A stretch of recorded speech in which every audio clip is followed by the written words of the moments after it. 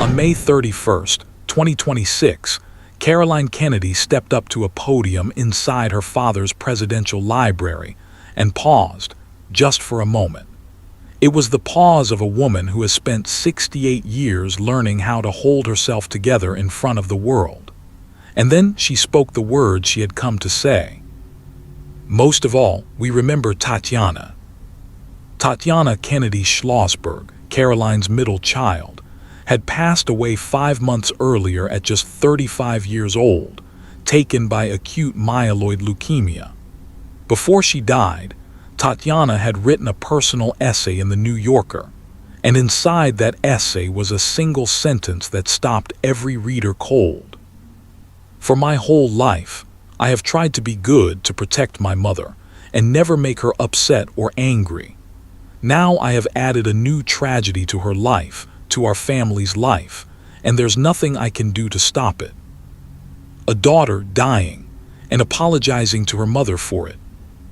That sentence is the one around which the entire story of Caroline Kennedy is quietly organized.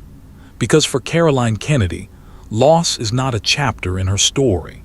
It is the very architecture of her life. And what you're about to discover about just how much one woman has been asked to carry may change the way you've always thought about her. She was 5 years old when her father was killed. John Fitzgerald Kennedy was shot in Dallas on November 22, 1963. Caroline was just 5 days away from her 6th birthday. Her brother John was 3. Their mother, Jackie, was 34 years old, and she became a widow inside a motorcade, in full view of a stunned and shattered nation. The world watched the Kennedy family grieve in a way that the world rarely watches grief. On television, in newsreels, in photographs that burned themselves into the collective memory of an entire generation. Caroline in her white coat at the funeral, holding her mother's hand. Her little brother standing at the graveside, raising his small hand in a salute. These images became the defining pictures of a decade. But inside those images were real children, living with real consequences. What it truly means to lose a father at 5 years old is something Caroline Kennedy has addressed over the decades with a measured honesty that is, in its own quiet way, a form of courage. She has said that she grew up fully aware that he was gone, aware that the world mourned him, and that her family's name carried a weight that nothing had ever prepared her for.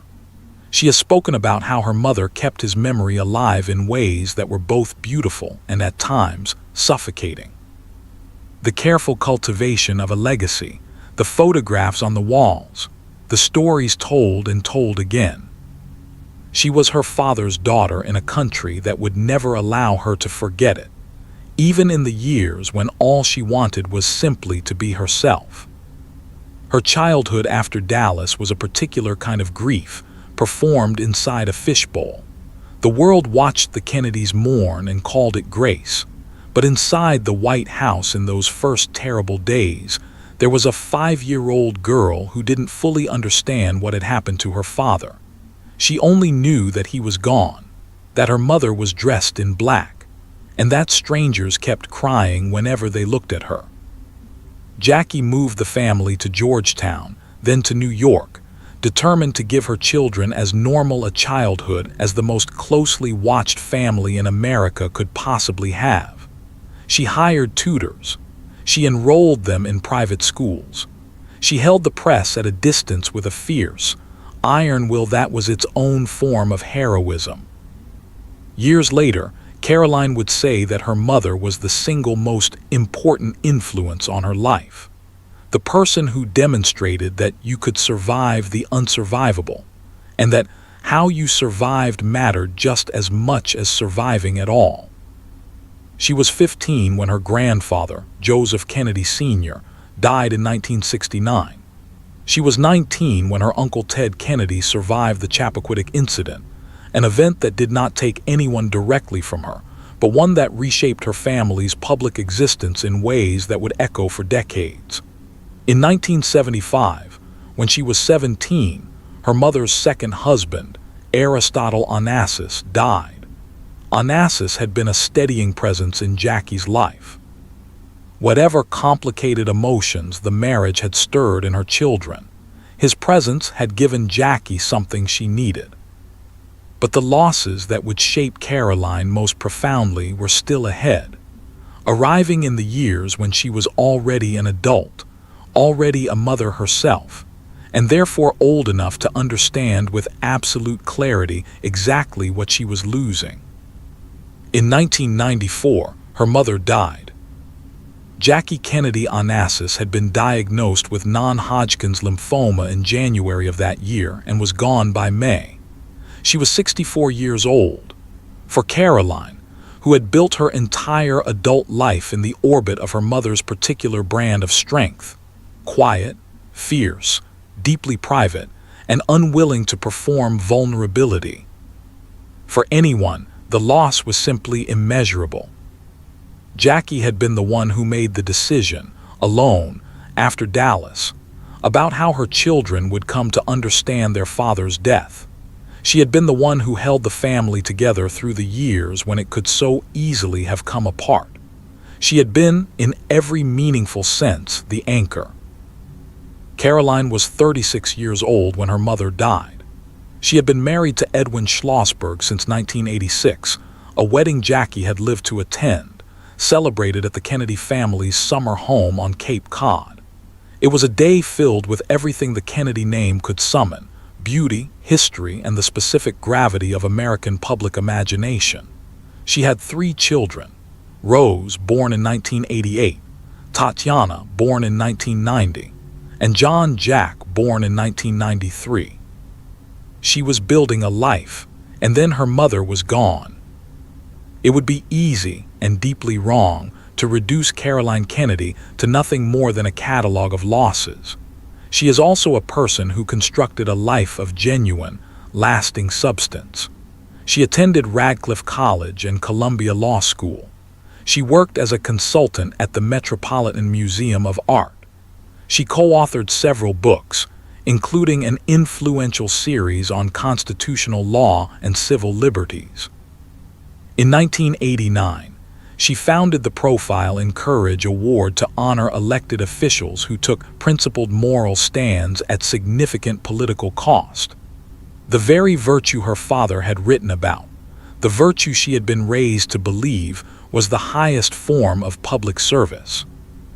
But 5 years after her mother's death, loss came for her again. Her brother, John F. Kennedy Jr., JFK Jr., John, the most photographed child in American history. The little boy in the white coat at the graveside had grown into one of the most recognized men in the country, not because of anything he had particularly done to earn that specific kind of fame, but simply because of who he was. He was handsome, charming, and clearly intelligent, and he had been a subject of national fascination since before he could walk. He had founded George magazine. He had fallen deeply in love with Carolyn Bessette, a fashion publicist whose own quiet elegance had made her, by the late 1990s, a celebrity entirely in her own right. They married in 1996 in a ceremony so carefully guarded that it actually remained secret, which was itself a remarkable achievement for 2 people that famous. On the night of July 16, 1999, John was piloting a small plane from New Jersey toward Martha's Vineyard, where the Kennedy family compound was located. Carolyn was with him. So was her sister, Lauren Bessette. The weather was hazy. John had logged enough flight hours to manage the route in clear conditions, but clear conditions were not what he encountered. Somewhere over the Atlantic, the plane entered a steep, uncontrolled spiral. The Coast Guard searched for 16 hours. The bodies were recovered from the water 3 days later, after an extensive search that captured national attention in the way that everything involving a Kennedy tends to capture national attention. John was 38 years old, Carolyn was 33, Lauren was 34. The funerals were private, the grief was not. Caroline had been close to her brother in the specific way that only two people who have shared something utterly unshared by anyone else can be close. The particulars of that childhood, that name, that grief. They had lived together inside their mother's careful construction of their father's memory. They had only ever had each other in that particular way. And the death of one of them hollowed something in the other that could never be restored. Caroline Kennedy was now the last surviving child of Jack and Jackie Kennedy. At 5, she had lost her father. At 36, she had lost her mother. At 41, she lost her brother, his wife, and her sister-in-law in a single night. She has said almost nothing publicly about what those losses did to her, not because she lacks the words, but because some things are simply not available for public consumption. She has always understood with extraordinary clarity the difference between what the world has a right to know and what belongs entirely to her. Kennedy historian Stephen Gillen observed in the days following Tatiana's death that when you consider the full weight of what Caroline has endured, it was only her brother John who had ever known loss at that same depth. And then she lost John too. And here is where the story takes yet another turn that no one who loved this family should have had to witness. Tatiana Kennedy Schlossberg was born on May 5, 1990. She grew up in New York City, attended private school, and went on to graduate from Yale. She married her college sweetheart, George Morin, in 2017 at the Kennedy family property on Martha's Vineyard, the same property where her parents had married, where her Uncle John had once celebrated, grieved, and finally ceased to be present. She built a career as an environmental journalist, covering science and climate for the New York Times.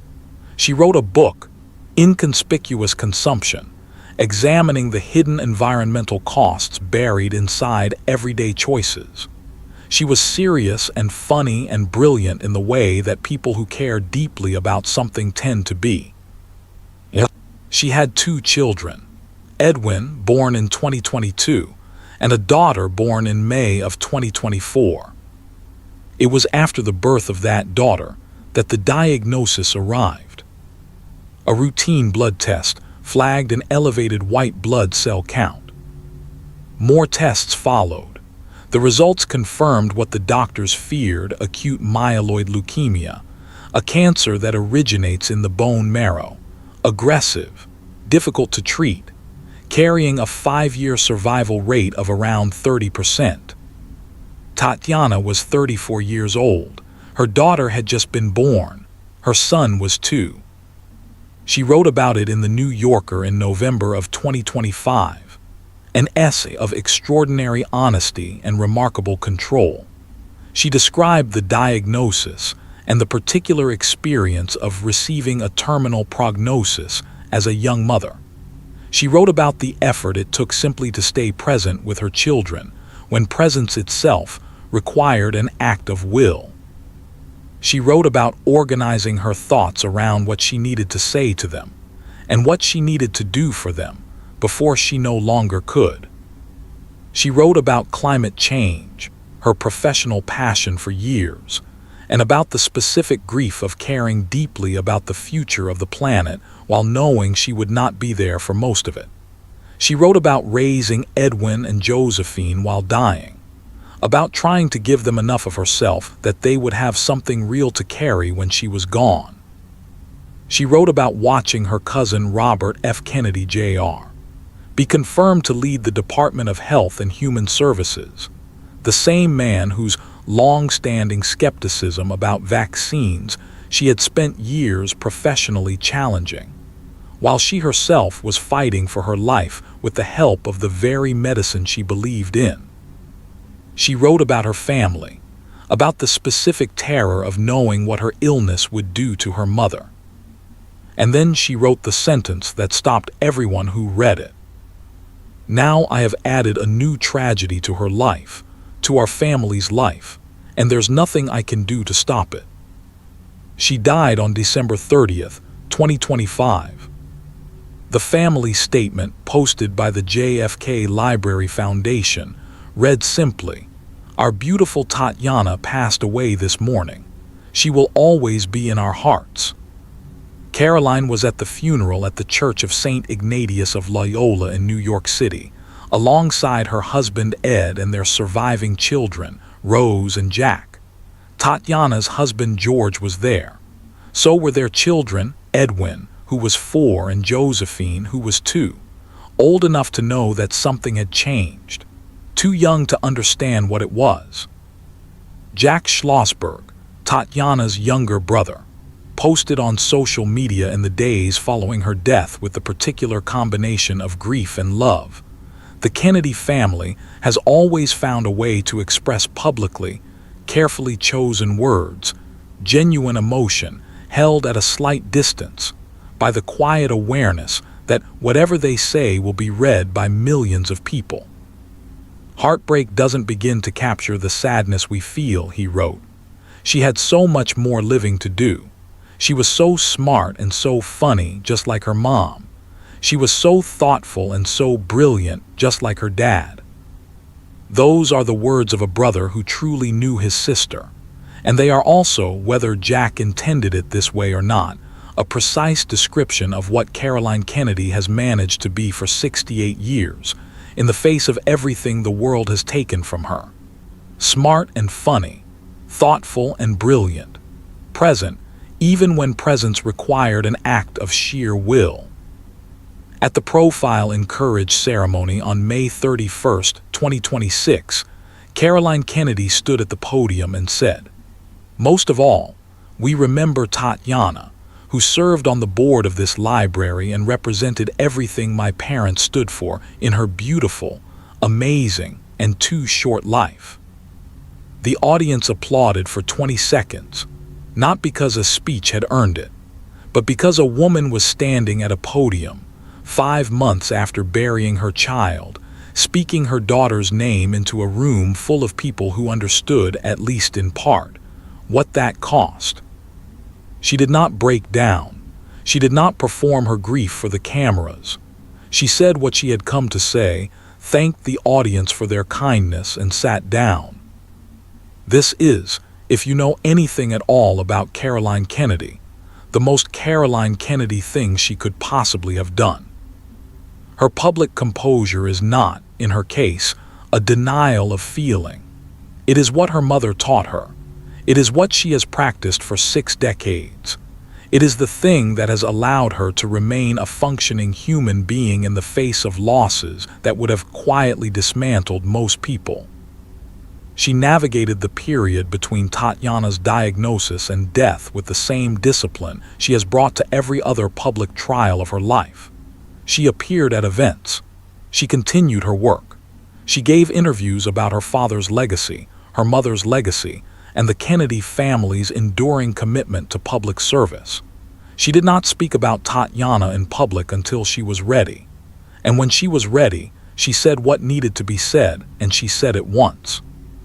Her son Jack, who announced a run for Congress in New York's 12th Congressional District in November 2025, has spoken openly about taking his family's legacy of service seriously.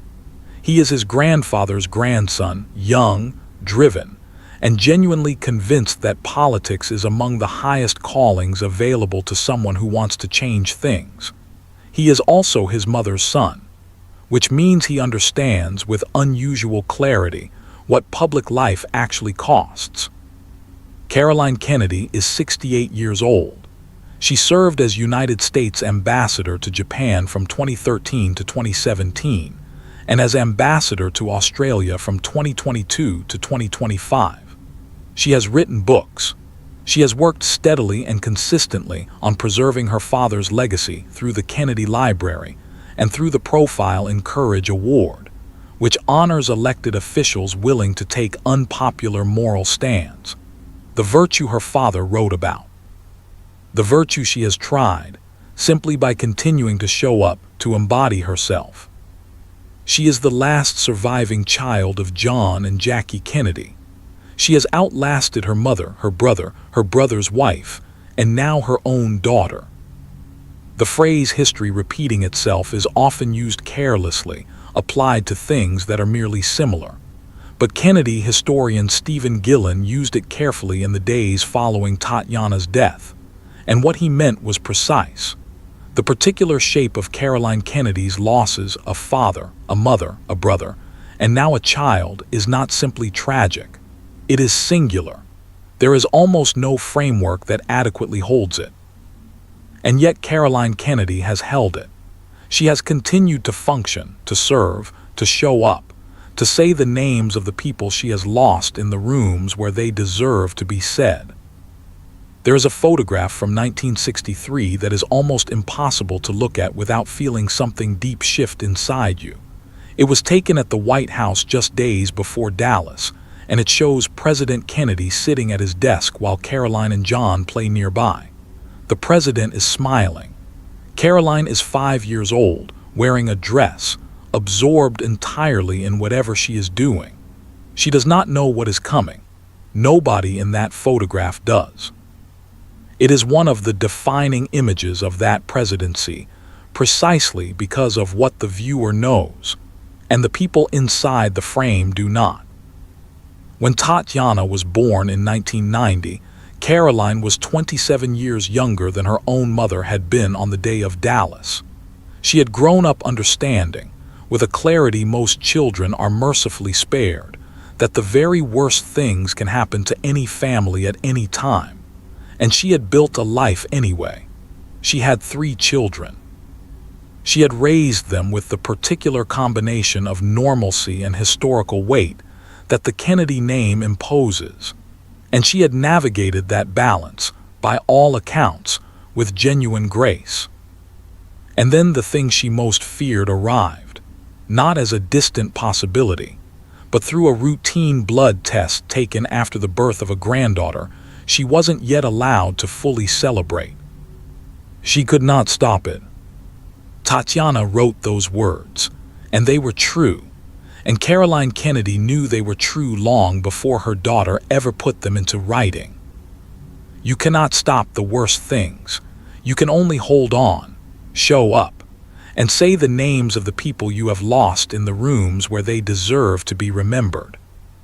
Caroline Kennedy has been doing exactly that for 63 years. She is still doing it.